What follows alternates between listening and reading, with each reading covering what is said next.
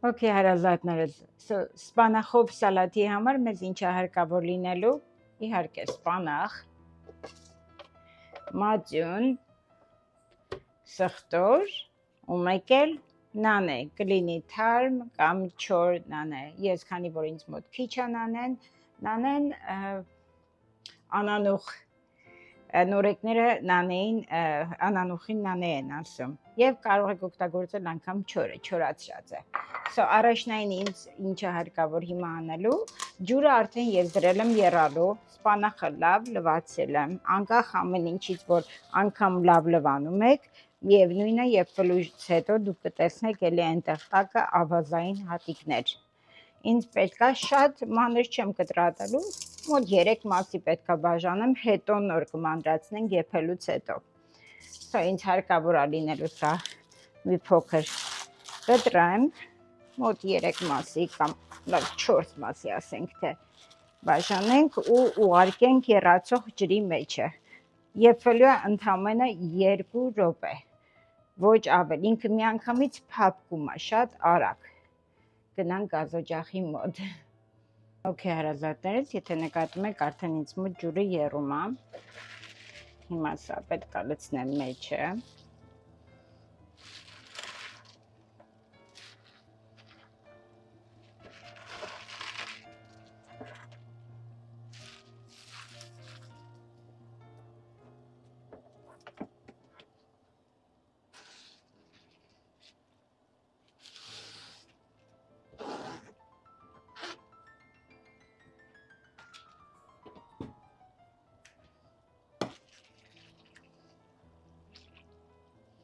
Կարող եք ջրի մեջը նախորոք արդեն ջուրը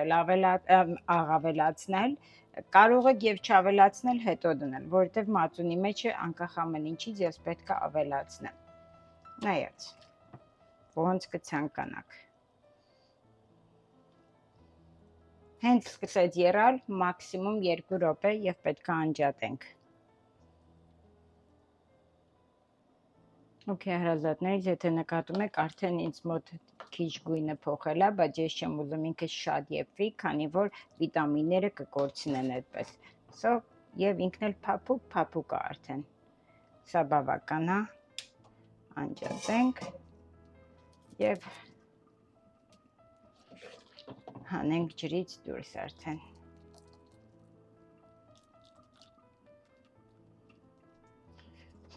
Ովքեր խնդիրներ ունեն արյան հետ կապված, այսինքն իրանց արյունը ցածր է, երկաթը, կարող եք օգտագործել սպանախ, շատ լավ է արյան համար ու բավական օգնում է։ Եվ սպանախը և բրոկլինը, երկուսն էլ բավական շատ են։ Մեզ մոտ Հայաստանում ասում էին խնձորն է, չէ՞ ամենաշատը երկաթը, ոչ, պատկերացրեք բրոկլինն ու սպանախն է ամենաշատը, հետո նոր մնացած արդեն բաները։ Okay, հիմա սա դնենք այստեղ թող սառչի, այս ընթացքում ինձ հարկավոր է լինելու մնացած բաղադրությունները պատրաստել շատ արագ։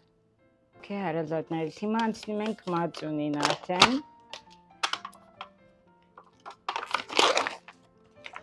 Ես ունեմ 1 բանկա մածուն, որը գրամով 908 գրամ է, որ օգտագործելու եմ։ Եթե տեսնում եք, իմ մածունը բավական պինդ է։ Ես մի քիչ ջուր պետք է ավելացնեմ մեջը և փորձեմ թուլացնել, շատ քիչ։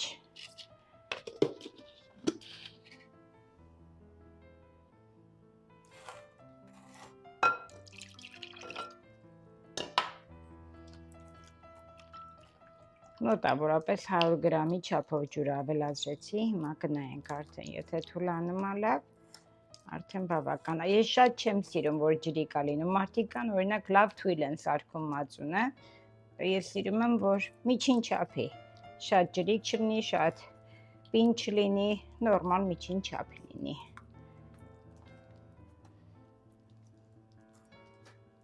Մի փոքր կդնեմ ու վերջ։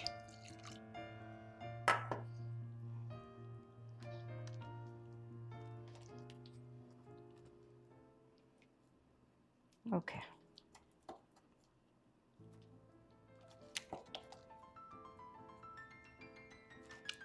նորմալ է արդեն։ Հիմա մեջը պիտի ավելացնեմ սխտոր։ Ես ունեմ 5 ատամ սխտոր։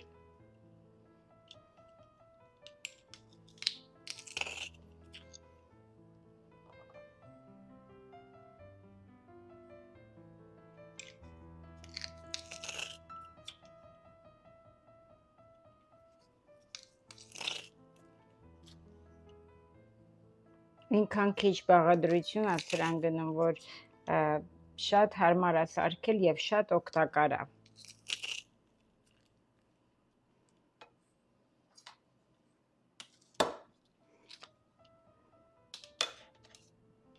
Okay.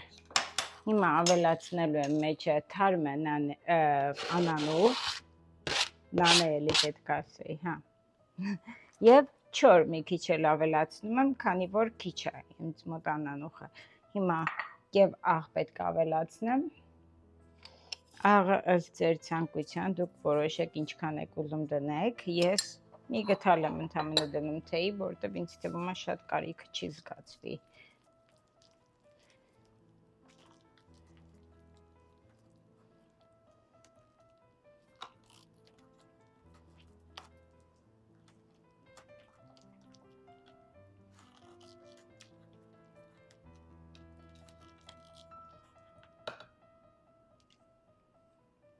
Նորմալ է աղը։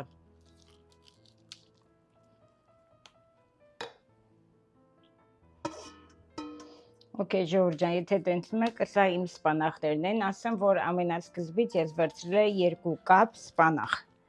2 մեծ կապ։ Այդ 2 մեծ կապից մնաց ընդամենը այսքանը։ Մի լավ քամում ենք իրան, ջրանքամ ենք անում, նոր սկսում ենք արդեն մանրացնելը։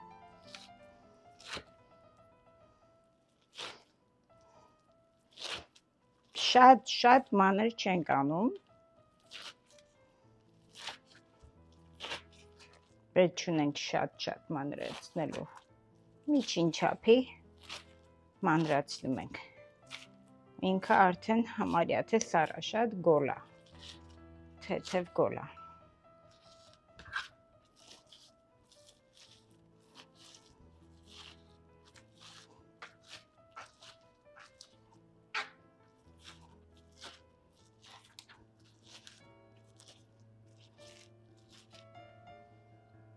Okay.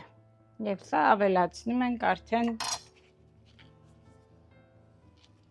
մեր մածունի վրա։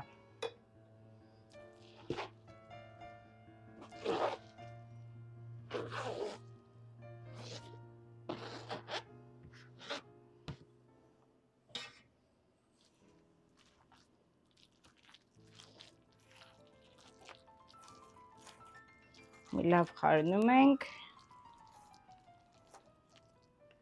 Եվ կարող եք բայել սառնարանի մեջը, շատ համով է, մի հոյակապ, մի բան է։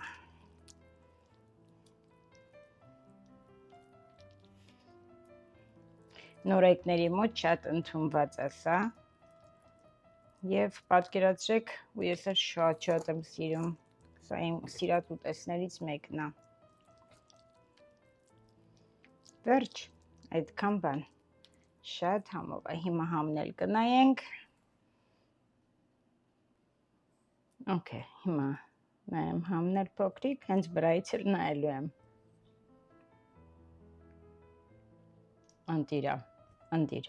Դնում ենք սառնարանը, մոտավորապես մի ժամ թող սառելուց հետո էլ ավելի համով է դառնում։ Ու բավական երկար կարող եք բայել սառնարանը։ Սա բարի